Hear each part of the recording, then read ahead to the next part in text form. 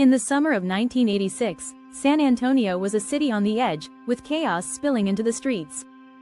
The district attorney was accused of being both too hard and too soft on the police, and the police department was in shambles. The mayor was out to get the city manager was out to get the police chief, and the police chief was out to get the police officers' union. Amidst this turmoil, police officer Farrell Tucker told an incredible story on a Monday morning in mid-August.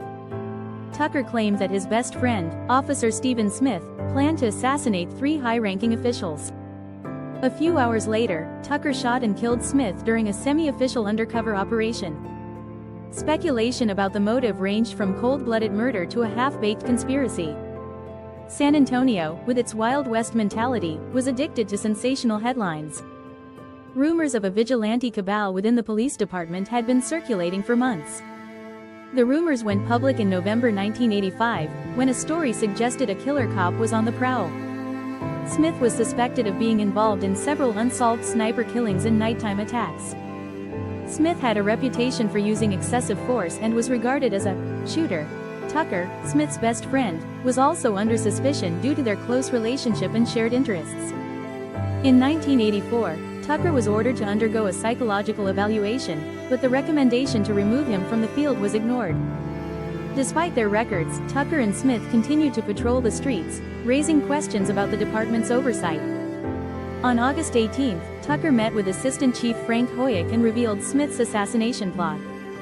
Hoyek, along with 2 other officials, decided to gather more evidence by having Tucker wear a concealed tape recorder. When Tucker met Smith later that day, Smith allegedly aimed a gun at Tucker, leading to a deadly confrontation. Tucker claimed he shot Smith in self-defense, but the circumstances were suspicious.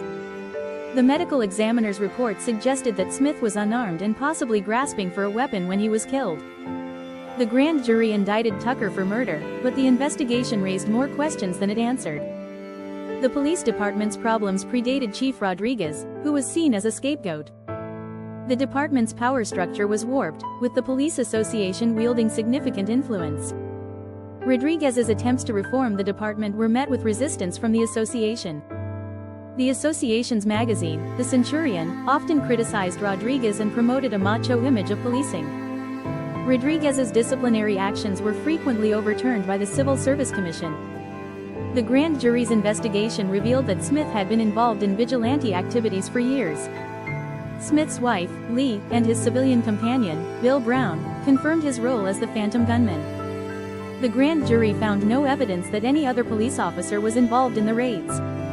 The investigation highlighted the department's deep-seated issues and the need for reform. The fallout from the case led to the resignation of several high-ranking officials and further scrutiny of the department.